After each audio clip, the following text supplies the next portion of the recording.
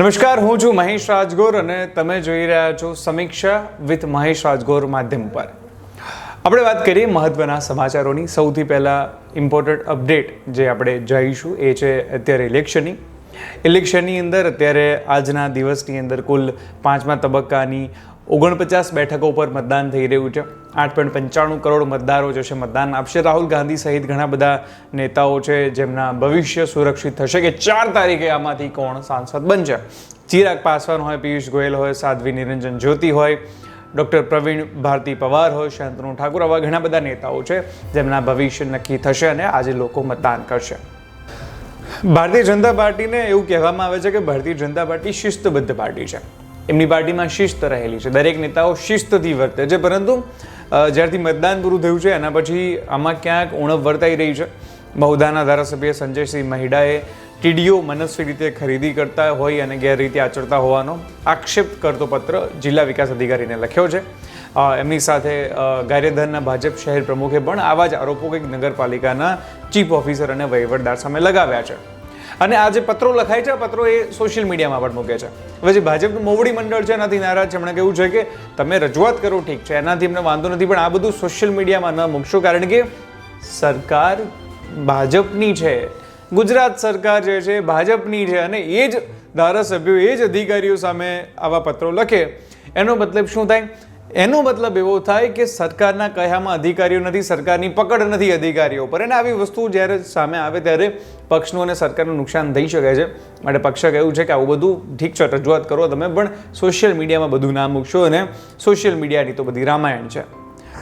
Social મીડિયાથી આ વખતની ચૂંટણીની અંદર ઘણા બધા બૂથ કેપ્ચરિંગ સામે આવી રહ્યા છે. આપણે બધાએ દાહોદમાં જોયું કે દાહોદમાં એક ભાજપ નેતાના પુત્રએ કહ્યું કે આપણા બાપનું ઈવીએમ છે અને આપણા બાપનું ઈવીએમ કહીને ઈવીએમ કેપ્ચર કરી લીધું. હવે યુપીમાં પણ આવી એક ઘટના સામે આવી છે. એક વ્યક્તિએ 8 વાર વોટિંગ કર્યું, એનો વિડીયો સોશિયલ મીડિયામાં મૂક્યો. સોશિયલ મીડિયાનો વિડીયો ખૂબ વાયરલ થયો. સમાજવાદી પાર્ટી, કોંગ્રેસ, બધી પાર્ટીઓ આ વિડીયો મૂક્યો છે. કહ્યું છે કે હવે તમે જોઈ લો આમાં શું કરવાનું છે. એના પછી ઇલેક્શન કમિશન જે છે હરકતમાં આવ્યું અને કહ્યું કે આ વ્યક્તિની ધરપકડ કરી દેવામાં આવી છે. આ મતદાન મથક ઉપર ફરીથી મતદાન કરવા માટે ભલામણ કરવામાં આવી છે.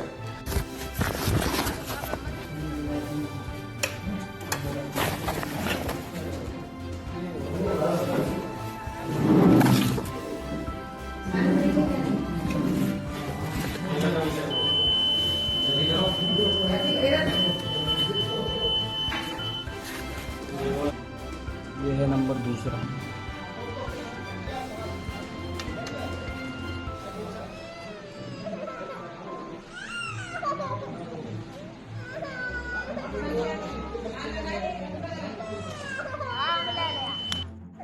ये है तीसरा नंबर, विवेक का है. ठीक है, मैं डाल रहा हूँ, वोट देख लो. तीसरा नंबर है.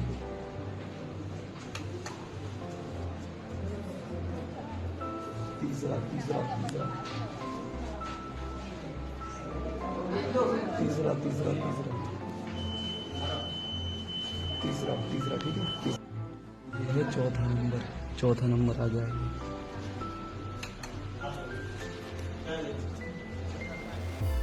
पांचवा वोट है ये. पांचवा देख लो. पांचवा है. पांचवा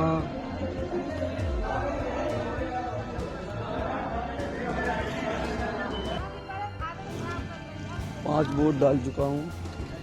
छठवां लेके जा रहा हूँ और ये भी वोट पड़ेगा.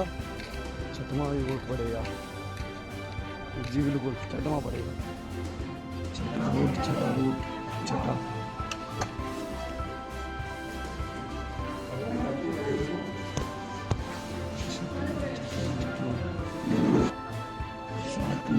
सातवें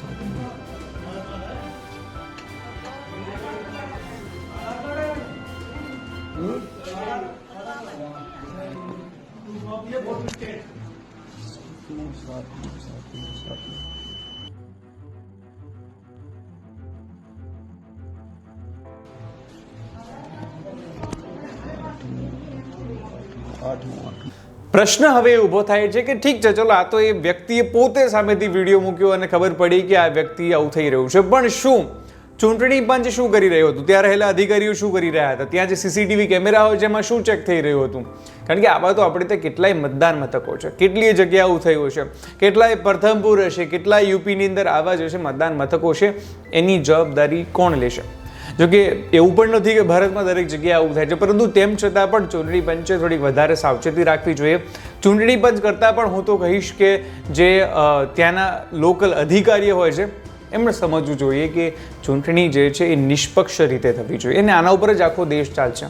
આવી રીતે જો એ અધિકારીઓ જ આખા આડા કાન કરીને આવી રીતે 8-8 વાર મતદાન કરવા દેશે, કે પછી કોઈ ભાજપ નેતા પુત્રને પોતાના બાપનું ઈવીએમ કહેવા દેશે, તો એ વ્યક્તિ જે પોતાના બાપનું ઈવીએમ કહી રહ્યો છે, વ્યક્તિ જે 8 વખત મતદાન કરી રહ્યો છે, એ ત્યાં બેઠેલા અધિકારીઓને પણ તમાચો મારી રહ્યો છે કે તમારાથી થાય એ કરી લો, તમારાથી થાય ઉખાડી લો, અમે તો આવી રીતે સિસ્ટમ સાથે રમીશું.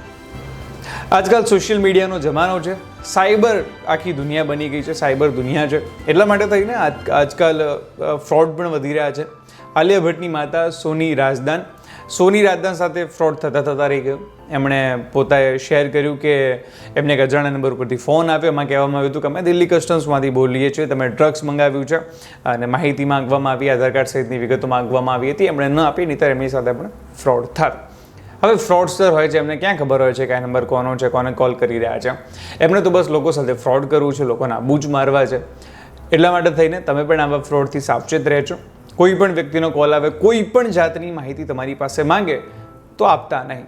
કારણ કે ઘણીવાર કેવું થાય છે, થોડો ઘણો ડેટા લીક થઈ જાય, મારી જોડે તમારું નામ, બર્થ ડેટ કે પછી તમારું એડ્રેસ આવી જાય, તો હું તમને કહેતું કે સર તમારું આ નામ છે, તમારું આ એડ્રેસ છે, તમારી આ વસ્તુ છે, તો તમને આ રીતે આ વસ્તુ થઈ શકે છે. જ્યાં સુધી પોલીસ તમારા ઘેર ના આવે, તમારી નામનું સમન્સ ના આવે, ત્યાં સુધી માનવું નહીં કે તમે કંઈક ખોટું કર્યું છે. એટલા માટે થઈને આવી ખોટી બાબતોમાં ફસાવવું નહીં, ખોટા ફોન કોલ્સમાં ફસાવવું નહીં, અને આવું ધ્યાન રાખવું. હવે એક ચાવાળો છે, ચાવાળાને 49 કરોડ રૂપિયાનો ટેક્સ અને પેનલ્ટી ભરવાની નોટિસ આવી. ઘટના છે પાટણની. પાટણમાં એક વ્યક્તિ છે જે ચાની લારી ચલાવે છે. હવે એને 49 કરોડનું ટેક્સ અને પેનલ્ટી ભરવાની નોટિસ આવી. એને એમ થયું કે આટલું બધું કેવી રીતના થયું? હવે વસ્તુ એવી હતી કે ચાની લારીવાળો છે, એને પોતાનું પાન કાર્ડ જે છે કઢાવવા માટે થઈને પોતાના ડોક્યુમેન્ટ 2 વેપારીઓને આપ્યા હતા. આ વેપારીઓએ ચાવાળાને ધ્યાન બહાર અલગ ડોક્યુમેન્ટનો દુરુપયોગ કર્યો અને અલગ અલગ બેંકોમાં ખાતા ખોલાવી કરોડોના ગોટાળા કર્યા.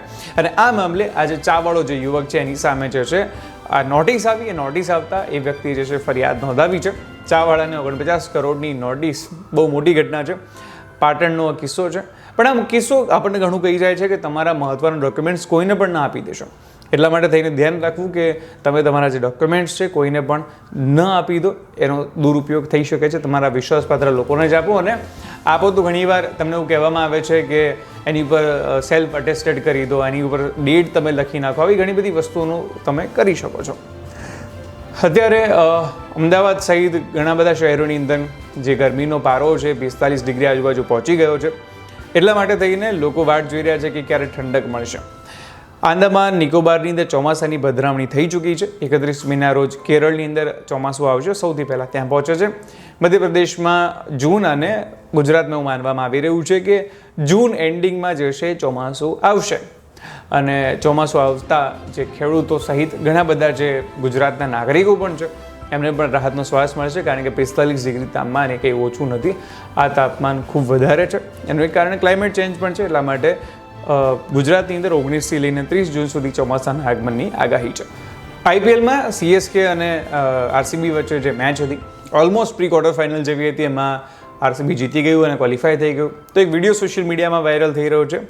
મહેન્દ્રસિંહ ધોની જે છે જ્યારે આખી મેચ પતી ત્યારે પોતે હેન્ડશેક કરવા માટે ઊભા રહ્યા, પરંતુ આરસીબીના ખેલાડીઓ જાણે ટ્રોફી જીતી ગયા હોય એમ સેલિબ્રેશન કરતા હતા, અને હેન્ડશેક હાથ મિલાવવા માટે થઈને કોઈ આવ્યું નહીં. પરિણામે મહેન્દ્રસિંહ ધોની જે છે પોતે ત્યાંથી નીકળી ગયા, અને એવું કહેવામાં આવી રહ્યું છે કે આરસીબીના ખેલાડીઓનું આ વલણ યોગ્ય નથી. તો અમુક લોકો ધોનીના પણ આ વલણને અયોગ્ય ગણાવી રહ્યા છે.